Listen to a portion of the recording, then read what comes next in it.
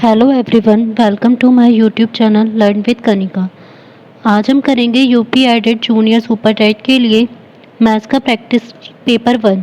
इससे पहले हमने यूथ कंपटीशन टाइम्स के 10 प्रैक्टिस सेट कर लिए हैं, तो इसमें उसको ख़त्म होने के बाद में अब ये हमने प्रैक्टिस पेपर स्टार्ट किए हैं, जिसमें हम 30 के क्वेश्चंस करेंगे।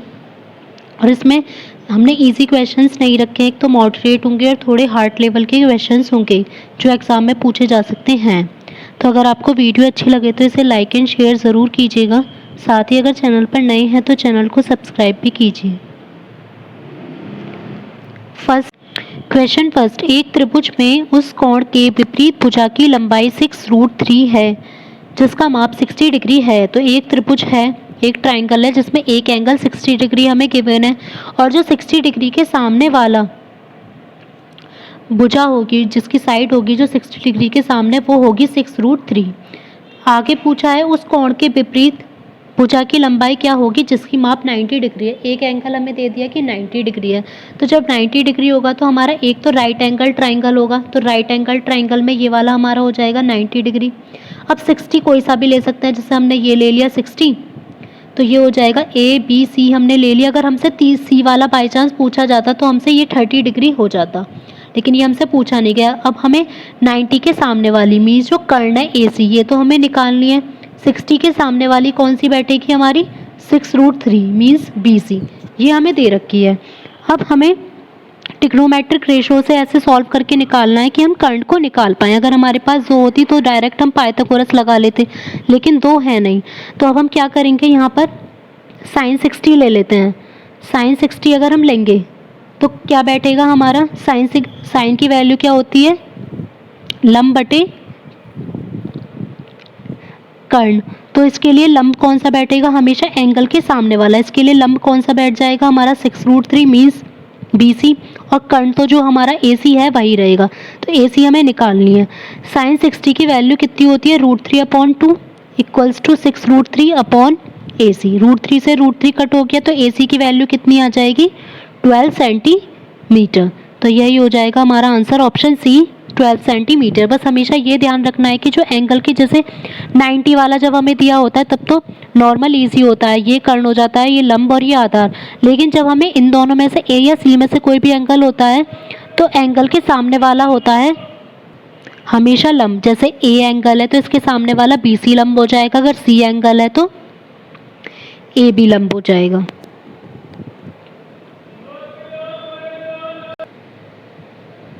नेक्स्ट है, यदि tan square A minus sine square A की वैल्यू x दे रखी है तो x की वैल्यू क्या होगी। अब tan square A minus sine square A equals to x है, तो tan स्क्वायर A को हम ये लिख सकते हैं sine square A upon cos square A minus sine square A तो है ही, इक्वल्स टू हमारा कितना हो जाएगा x। मतलब ये है कि इसको सॉल्व करना है कि दूसरी वैल्यू इसकी क्या आ सकती है। साइन स्क्वायर A यहाँ से कॉमन अगर हम ले लें तो कितना बचेगा, 1 upon cos square A minus 1 equals to x. तो यहाँ पर कॉस स्क्वायर ए आ जाएगा एलसीएम, तो इसको बाहर लिख लेते हैं, sine square A upon cos square A. तो अंदर क्या बचेगा, 1 minus cos square A equals to हमारा एक्स चल ही रहा है। तो ये sine square A upon cos square A, इसको हम tan स्क्वायर ए लिख सकते हैं, और 1 माइनस कॉस स्क्वायर ए ये क्या हो जाएगा हमारा साइन स्क्वायर ए। तो यही हो जाएगी हमारी एक्स की value, tan square A into sine square A, option A. Next है tan 57 degree plus cot 37 degree upon tan 33 plus cot 53 किसके बराबर होगा। तो किसी दो वैल्यूज़ हमारी आंसर में जो आ रही हैं, या तो दो ही आ रही हैं, मतलब 4 एक साथ नहीं आ रही, क्योंकि यहाँ पर तो पूरी 4 डिग्री दी गई है, तो किन्हीं दो में हमें चेंज करना है। तो ऊपर वाले में नीचे वाले को भी चेंज कर लेंगे।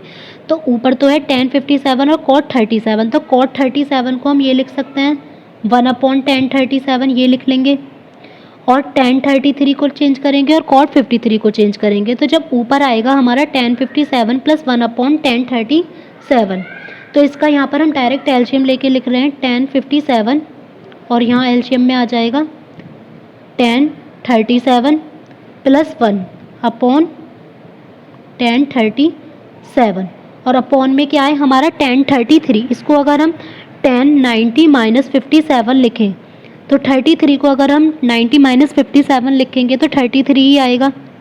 प्लस ऐसे ही कॉट 53 को चेंज कर लेंगे, 90 माइनस 37 लिख देंगे इसको।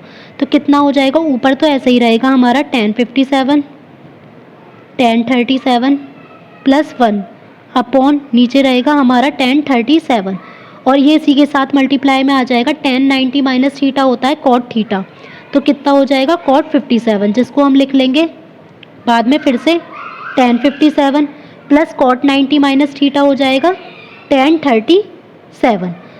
अब हमारा अगर देखें तो यहाँ पर ऊपर आ रहा है tan 57 37 प्लस 1 अपॉन में भी tan 37 और 1 अपॉन tan 57 प्लस 37। फिर से इसका हमें एलसीएम लेना होगा, तो अब हमारा ऊपर तो यही बचेगा tan 57 और tan 37 प्लस 1 अपॉन में बचेगा यहाँ पर tan 37, इन टू में क्या आ जाएगा हमारा 1 प्लस tan 57 और 37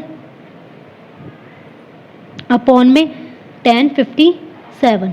तो ये वाला पूरा पार्ट हमारा कट हो गया, tan 57 ऊपर जाएगा और tan 37 नीचे रह जाएगा। तो कितना हो जाएगा, एक तो tan 57 आना चाहिए, तो tan 57 और ये tan 37 क्या हो जाएगा cot 37। तो आंसर होगा हमारा ऑप्शन बी। बस इसमें ये करना है कि इसे चेंज करेंगे, नीचे चेंज करेंगे, तो एलसीएम वाला जो है हमारा पार्ट वो पूरा कट हो जाएगा, ऊपर वाला पार्ट कट हो जाएगा, tan 57 ऊपर पहुंचेगा और tan 37 को ऊपर पहुंचाएंगे तो ये कॉट हो जाएगा, तो हो जाएगा ऑप्शन बी। नेक्स्ट है sine square theta plus cos square theta plus sec square theta plus cosec square theta plus tan square theta plus cot square theta का न्यूनतम वैल्यू, मतलब मिनिमम वैल्यू उसकी क्या होगी। तो sign square theta plus cos square theta कितना हो जाएगा 1, और सेक स्क्वायर थीटा को लिखेंगे 1 plus tan square theta, cosec square theta को लिखेंगे 1 plus cot square theta plus tan square theta, ऐसे ही रहने देंगे, और कॉट स्क्वायर थीटा। अब 1 कितने हो गए, 1 2 3 3, 2 हो गए हमारे tan square theta plus cot square theta. अगर हम एक साथ ऐसे ले लें 2 कॉमन लेके, तो 2 tan square theta 2 cot square theta. अब जब भी न्यूनतम वैल्यू पूछती है तो टेन स्क्वायर थीटा और कॉट स्क्वायर थीटा में चेंज करना क्यों इजी रहता है, क्योंकि दोनों की ही न्यूनतम वैल्यू हमारी जब भी 10 का आएगा तो हमें क्या रखनी होगी, इसकी जो वैल्यू होगी हमेशा 1, क्योंकि tan 45 और cot 45 की दोनों की ही 1 ही होती है, तो जो इसका न्यूनतम वैल्यू रखी जाती है वो हमेशा 1 रखी जाती है। तो हमारा कितना हो जाएगा 3 plus 2 into ten square theta की 1 कॉट स्क्वायर थीटा की 1, तो 3 प्लस 2 इंटू 2 4। तो जो पूरी न्यूनतम वैल्यू है, मिनिमम वैल्यू, वो हो जाएगी हमारी 7। नेक्स्ट है कि उस रेखा का समीकरण क्या होगा जिसकी ढलान मतलब हमें स्लोप दे रखा है जिसको हम m से डिनोट करते हैं, तो m की वैल्यू दे रखी है -1/2।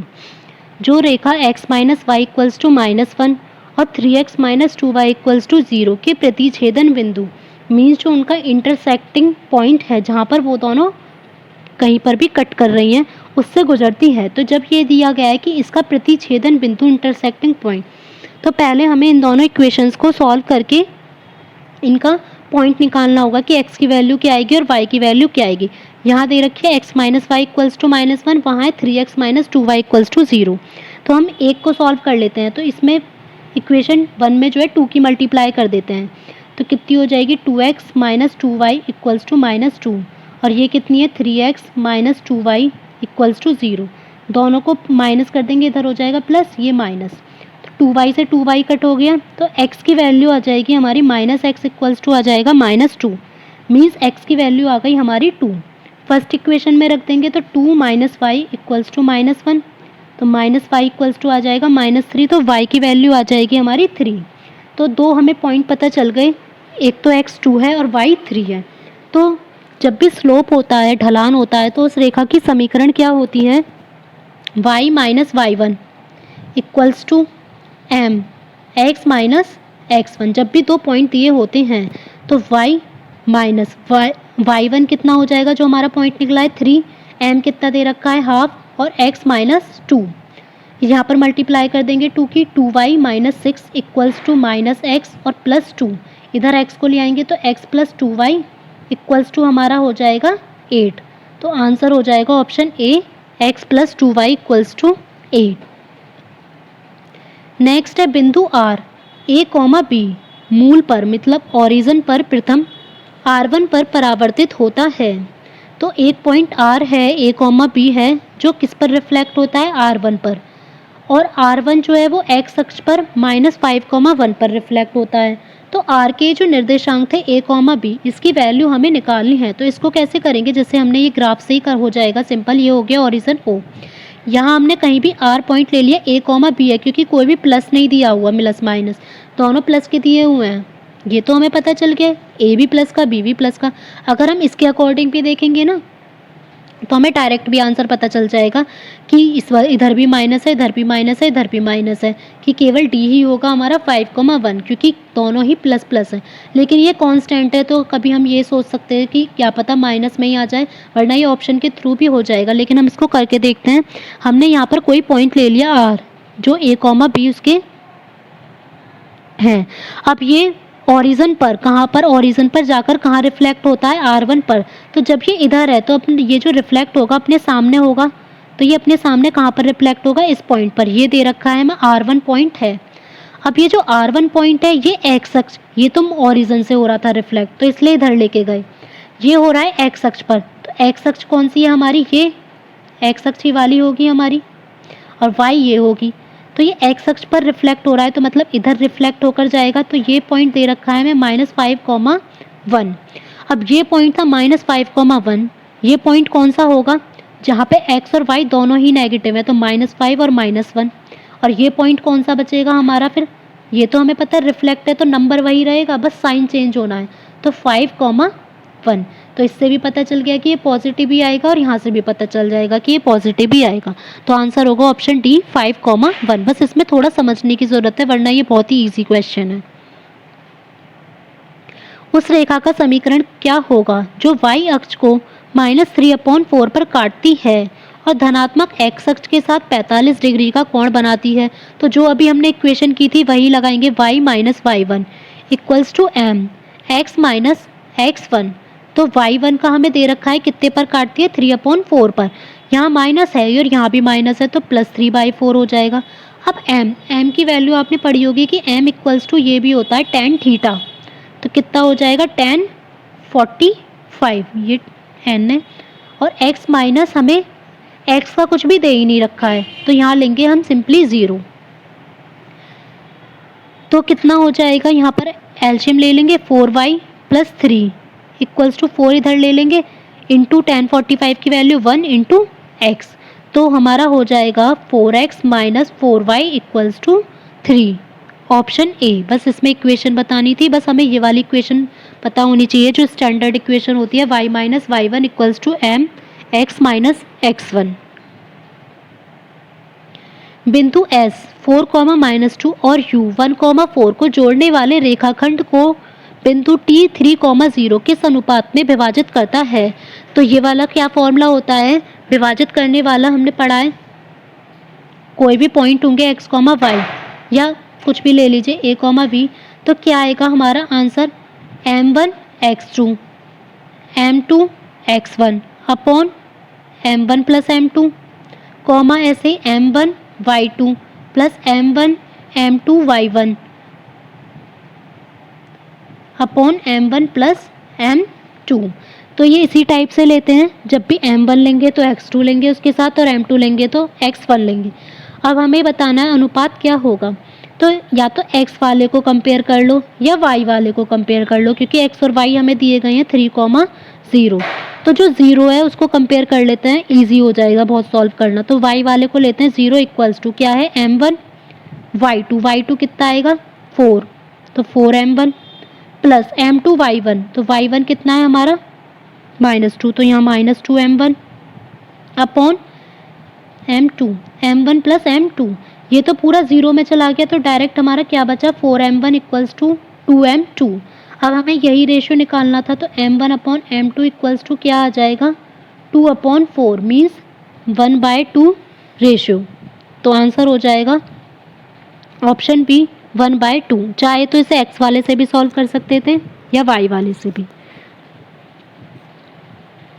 यदि किसी वृत्त के केंद्र से 12 सेंटीमीटर कि दूरी पर जीवा की लंबाई 10 सेंटीमीटर है तो वृत्त का व्यास क्या होगा। ये हमें वृत्त दे रखा है, व्यास इसका निकालना है। इसके केंद्र ओ से जीवा है 10 सेंटीमीटर लंबी जीवा है और उससे जो दूरी है केंद्र की वो है 12 सेंटीमीटर। तो पहले ऐसे ट्राइंगल बन जाएगा, ये हमें निकालना है, कर्ण हमें निकालना है। ये दे रखा है लंब 12 और आधार कितना हो जाएगा 10 का आधा 5। तो हमें निकाल लेंगे √12 का स्क्वायर प्लस 5 का स्क्वायर 144 प्लस 25 कितना आ जाएगा 169 13। अब ये जो 13 सेंटीमीटर आई है इसे टिक नहीं करना है क्योंकि ये त्रिज्या आई है। हमसे क्या पूछा गया था व्यास, तो व्यास कितना हो जाएगा 13 का दुगना 26 सेंटीमीटर, ऑप्शन सी। उस समबाहु त्रिभुज जिसकी भुजा की लंबाई, एक समबाहु त्रिभुज है इक्विलेटरल ट्राइंगल जिसकी लंबाई जो है भुजा की 6√3 सेंटीमीटर है। तो ये इक्विलेटरल ट्राइंगल हो गया, 6√3 इसकी साइड दे रखी है। उसके परिवृत्त, जब भी परिवृत्त होता है तो हमें बाहर वृत्त बनाना है, अंतर्वृत्त होगा तो अंतर्वृत्त बनाएंगे। परिवृत्त मतलब उसके जो पॉइंट्स हैं इससे हमें टच करता हुआ ये वृत्त बना दिया।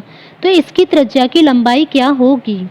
तो इसका डायरेक्ट भी फॉर्मूला होता है, वही हम लगाएंगे क्योंकि ऐसे या तो वरना यह करना पड़ता कि पहले पूरा व्यास लेते तो वो थोड़ा लंबा हो जाता है। तो इसका आर का फॉर्मूला क्या होता है हमारा डायरेक्ट, जब भी परिवृत्त होगा कैसे निकालेंगे, जो भुजा होगी उसको √3 से डिवाइड कर देंगे। तो 6√3/√3 तो कितना आ जाएगा 6 सेंटीमीटर, ऑप्शन बी।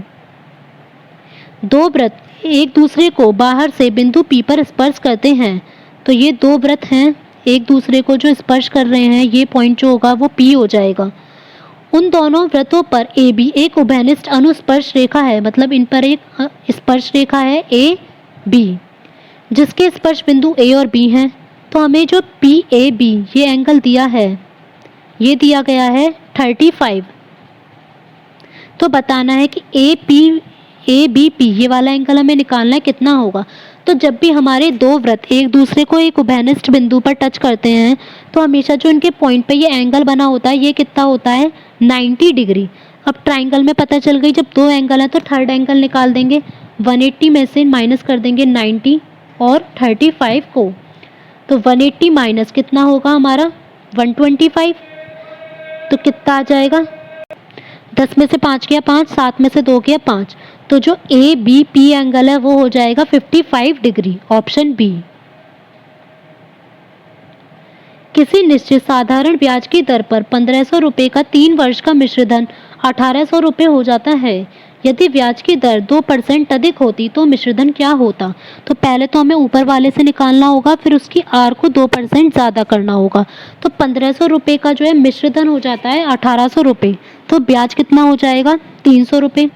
तो SI 300 = P है 1500 गुणा वर्ष है 3, आर हमें निकालनी है अपॉन 100।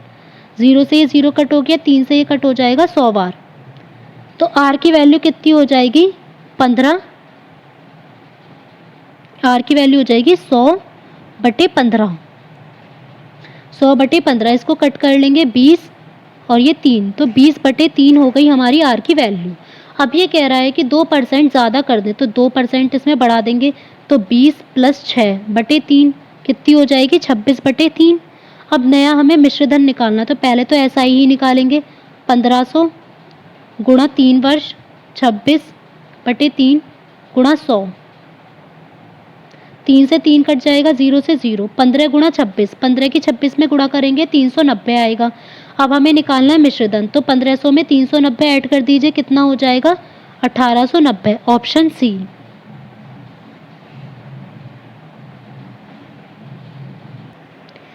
नेक्स्ट है एक धनराशि को एक निश्चित समय के लिए दिया गया।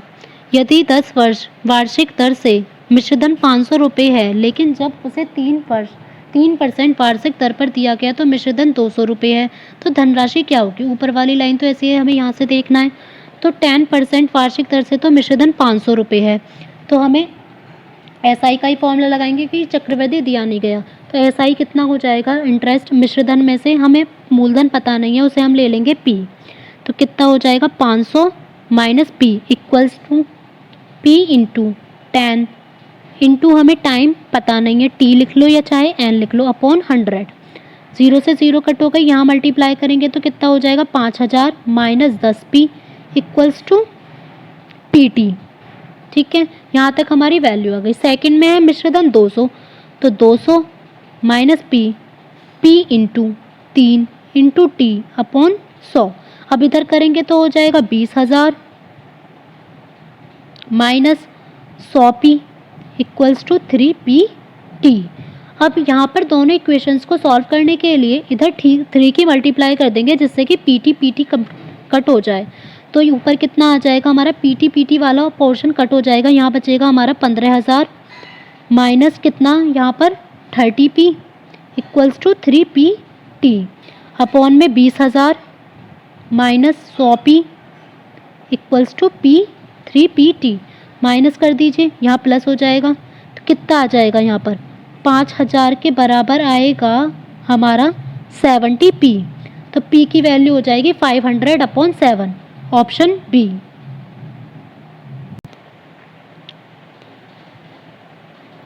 नेक्स्ट है x का मान y के मान से 25% कम हो तो y का मान x के मान से कितने % अधिक है। तो x की जो वैल्यू है वो y की वैल्यू से 25% कम है, मीन्स y का 25% कम कर दीजिए, 75% हुआ। कम करेंगे तो घटा देंगे 100 में से, और ज़्यादा करना होता तो 125 लेते। तो 25 दिया 75, 25 का 100। तो x की वैल्यू जो है वो 3y अपॉन 4 है, बट हमें निकालना है कि y का मान x के मान से कितना अधिक है। तो y का मान x के मान से कितना अधिक है, तो y की वैल्यू अगर हम निकालेंगे x की फॉर्म में तो कितना आ जाएगा 4x अपॉन 3। अब हमें देखना है कि ये कितना ज़्यादा है, तो 4x upon 3 minus x upon क्या लेंगे हम, x से निकालनी है इंटू, क्योंकि ये बताना है x के मान से कितना अधिक है, इंटू 100। तो यहाँ क्या बचेगा एलसीएम लेने के बाद x अपॉन 3 इंटू एक्स है ही हमारा, और इंटू 100।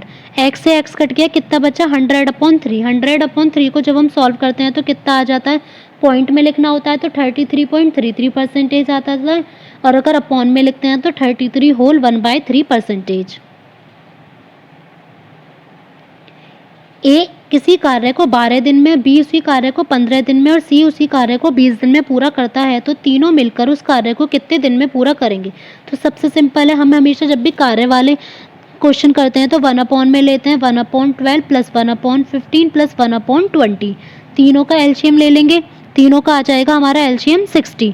12 पंजे 60, 15 चौका 60, 20 दिया 60, कितना आ जाएगा हमारा 12/60, मतलब हमारे 1/5। तो हमें इसे सिंपल फ्रैक्शन में करके लिखेंगे जैसे आंसर था, तो कितना हो जाएगा 5 दिन में कर लेंगे अगर वो तीनों मिलके एक ही काम को करेंगे। एक पाइप किसी होज को 6 मिनट में भर सकता है। ये हमें दे रखा है कि एक पाइप किसी होज को 6 मिनट में भर सकता है, तथा एक अन्य पाइप 9 मिनट में खाली कर सकता है। तो 6 मिनट में तो भरेगा और दूसरा पाइप 9 मिनट में खाली कर देगा। यदि दोनों पाइप एक साथ खोल दिए जाएं तो एक तो भरता रहेगा और एक खाली करता रहेगा। तो हौज को भरने में कितना टाइम लगेगा, तो जो भरेगा उसको लेंगे 1, ऐसे ही करेंगे 1/6 की तरह, और हमें ये खाली कर रहा है तो खाली का आएगा 1/6 माइनस 1/9 इक्वल्स टू लेंगे टोटल में हमारा 1, या डायरेक्ट भी निकाल सकते थे इसको, या ऐसे कर लीजिए, ये ले लीजिए, टाइम ले लीजिए, टोटल कितना समय लगेगा t/6 और t/9 इक्वल्स टू हो जाएगा हमारा टोटल 1, क्योंकि एक पाइप का ले रहे हैं हम। तो एलसीएम जब लेंगे यहाँ आ जाएगा 18, 3t minus 2t equals to 1, तो t/18 इक्वल्स टू 1। तो t की वैल्यू कितनी आ जाएगी 18, मीन्स जो पूरा टाइम लगेगा वो कितना लगेगा 18 मिनट का, अगर दोनों पाइप एक साथ खोल दिए जाएं। एक नाव की शांत जल में चाल x किलोमीटर प्रति घंटा और धारा की चाल y किलोमीटर प्रति घंटा है, तो धारा के प्रतिकूल बतानी है। जब भी अनुकूल होगा तो हमें प्लस करना है, प्रतिकूल होगा तो माइनस करना है, लेकिन हमेशा शांत जल में से धारा की चाल को माइनस करेंगे तो हमारा आंसर होगा x माइनस y किलोमीटर प्रति घंटा। दो व्यक्ति एक ही दिशा में 18 किलोमीटर प्रति घंटा तथा 15 किलोमीटर प्रति घंटा की चाल से दौड़ रहे हैं तो उनकी सापेक्ष चाल क्या होगी। अब इसमें क्या याद रखना है, जब भी कोई एक ही दिशा में होंगे तो हमें क्या करनी है, चाल माइनस, और जब भी वो अपोजिट डायरेक्शन में होंगे तो हमें चाल क्या करनी है, प्लस। अभी एक ही डायरेक्शन में है तो माइनस कर दीजिए, 18 माइनस 15 कितना आ जाएगा, 3 किलोमीटर प्रति घंटा, ऑप्शन डी। एबीसी में पी और क्यू क्रमशः भुजा AB तथा AC के मध्य, ABC है, P और Q क्रमशः AB और AC के मध्य बिंदु हैं, तो AB का मध्य बिंदु P और AC का मध्य बिंदु Q। R एक ऐसा बिंदु है जो PQ लाइन पर है और PR और RQ एक दूसरे को 1:2 में विभाजित करते हैं। तो यहाँ R ले लिया हमने, ये हो गया 1:2 में, और PR की वैल्यू दे रखी है 2, तो VC की वैल्यू कितनी होगी, जब PR की वैल्यू हमें दे रखी है 2 सेंटीमीटर, तो RQ की वैल्यू कितनी हो जाएगी 4 सेंटीमीटर, क्योंकि 1:2 में डिवाइड है ये। तो टोटल जो PQ है वो कितना हो जाएगा हमारा 6 सेंटीमीटर। तो ये प्रमेय होती है कि जब भी एक ट्राइंगल में दो साइड के जो मध्य बिंदु होते हैं उससे मिलाने वाली रेखा वो तीसरे वाले के एक तो पैरेलल होती है हमेशा, क्योंकि PQ जो है एक तो BC के पैरेलल होगी और PQ हमेशा BC की आधी होगी, तो BC कितनी हो जाएगी फिर हमारी 12 सेंटीमीटर, ऑप्शन सी। एक त्रिभुज ABC का अंतःकेंद्र I है, अंतःकेंद्र हो जाएगा मतलब इनके एंगल्स को जहाँ पर डिवाइडेशन हो रहा होगा यहाँ से ऐसे I, ABC, ABC का एंगल हमें दिया है B एंगल हमें दिया है 65, C एंगल हमें दिया है 55। तो ये हमने इस टाइप का पहले भी किया है। A एंगल पहले निकाल लेंगे, 180 में से दोनों को माइनस कर देंगे, 65 और 55, तो 180 माइनस 65 और 55 को प्लस करेंगे तो कितनी वैल्यू आ जाएगी 120, मतलब A की वैल्यू है हमारी 60 आ गई। तो जब भी अंतः केंद्र होता है तो क्या वैल्यू आ जाती है, BIC आ जाएगी 90 प्लस A/2 कितना होगा 30, तो 90 प्लस 30 मीन्स 120, ऑप्शन बी। यदि A 2 minus √3 equals to B 2 plus √3 equals to 1 है, तो A² माइनस B² की वैल्यू कितनी होगी। अब इसमें हम क्या करेंगे, लेट कर लेते हैं। A की वैल्यू हम मान ले A/B ले लेते हैं, निकाल लेते हैं रेशो, तो कितना आ जाएगा 2 प्लस √3 अपॉन 2 माइनस √3। तो A को तो ले लेते हैं 2 प्लस √3 और B को ले लेते हैं 2 माइनस √3 और डायरेक्ट इसमें पुट कर देंगे तो हमारा आंसर आ जाएगा। तो कितना हो जाएगा 2 प्लस √3 का स्क्वायर माइनस 2 माइनस √3 का स्क्वायर। A प्लस B के होल स्क्वायर का फॉर्मूला लगाएंगे, 4 3 √3 का 3 प्लस 4 √3 माइनस 4 का ऐसे 4 फिर माइनस 3 और प्लस हो जाएगा 4 √3। तो हमारा 4 3 तो कट हो जाएगा, क्या बचेगा केवल 4 और 4 8 √3, ऑप्शन ए। यदि x प्लस 1/x की वैल्यू 2 है तो √x प्लस 1/√x की वैल्यू क्या होगी।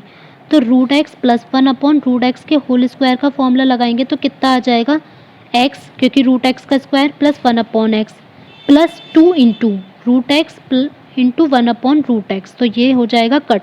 इसकी वैल्यू तो हमें निकालनी है, x प्लस 1 इसकी दे रखी है 2 2 और 4, यहाँ था स्क्वायर, अब 4 का अंडर रूट कर देंगे तो कितना आ जाएगा डायरेक्ट आंसर, ऑप्शन बी 2। यदि x प्लस 1/x की वैल्यू 2 है तो 2x² plus 2/3x² plus 5x plus 3 की वैल्यू क्या होगी। जो हमें दे रखी है x plus 1/x equals to 2, इसको अगर हम सॉल्व करेंगे एलसीएम लेके तो क्या बैठेगा x² plus 1 equals to 2x। ठीक है, इसको यहीं रहने देते हैं, इसको लिखेंगे अभी। पहले ऊपर से 2 कॉमन ले लेते हैं, x² प्लस 1, नीचे से इस वाले में से और इस वाले में से 3 कॉमन ले लेंगे, x² प्लस 1 प्लस 5x।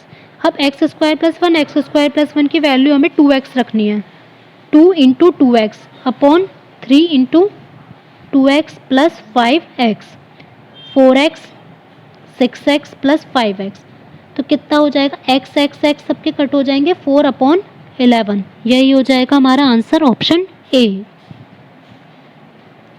एक आयताकार मैदान जिसकी लंबाई और चौड़ाई, एक आयताकार मैदान है जिसकी लंबाई चौड़ाई 60 मीटर और 40 मीटर दे रखे हैं। इसके बीचों बीच 10 मीटर चौड़े 2 रास्ते एक दूसरे को समकोण पर काटते हैं। ये 10 मीटर चौड़े हैं तो रास्ते का क्षेत्रफल कितना होगा, डायरेक्ट हम रास्ते का क्षेत्रफल निकालेंगे। इसको करने के हमारे दो सॉल्यूशन हैं, दोनों को ही देख लेते हैं कैसे करना है।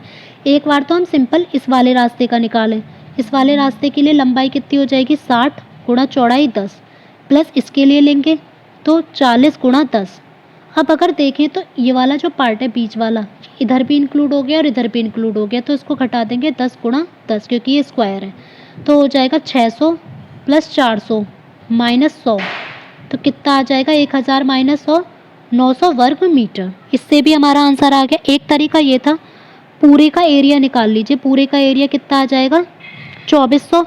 अब उसमें से ऐसे एरिया निकाल लीजिए, इधर की 10 घटा दीजिए तो कितनी आ जाएगी 50, और इधर की घटा दीजिए हमारी 10 तो कितनी बचेगी 30, तो कितना हो जाएगा 1500।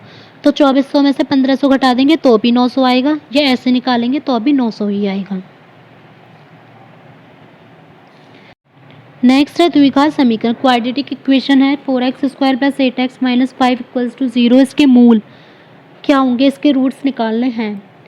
5 4 से कितना आएगा 20, 20 के ऐसे फैक्टर करने हैं, माइनस करके 8 आना चाहिए, तो 10 - 2 4x² + 10x - 2x प्लस -5, यहाँ पर आएगा हमारा -5 = 0। 2x कॉमन ले लेंगे, 2x + 5 -1 कॉमन लेंगे तो 2x + 5 = 0। एक तो हो गई 2x + 5, एक हो गई 2x - 1, तो x की वैल्यू एक तो आ जाएगी -5/2, एक आ जाएगी 1/2, तो आंसर होगा ऑप्शन बी। दो धावक 10 किलोमीटर और 20 किलोमीटर की दूरियों को क्रमशः 20 किलोमीटर प्रति घंटा और 15 किलोमीटर प्रति घंटा की चाल से तय करते हो तो उनकी औसत चाल क्या होगी। तो जैसा कि कल हमने साइंस की क्लास में क्वेश्चन किया था न्यूमेरिकल वाली में, जिसने वो नहीं देखी हो तो आप देख सकते हैं, बिल्कुल सेम यही क्वेश्चन है। वहाँ पर औसत वेग पूछा था और यहाँ पर औसत चाल पूछी है। तो यहाँ हमारा 10 किलोमीटर और यहाँ दे रखा है स्पीड, फिर सेकंड के लिए दे रखी है।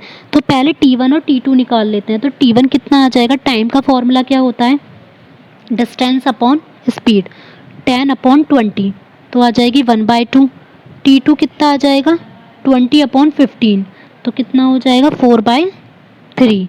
टोटल टाइम हो जाएगा हमारा, अब निकाल लेते हैं पहले डायरेक्ट ही।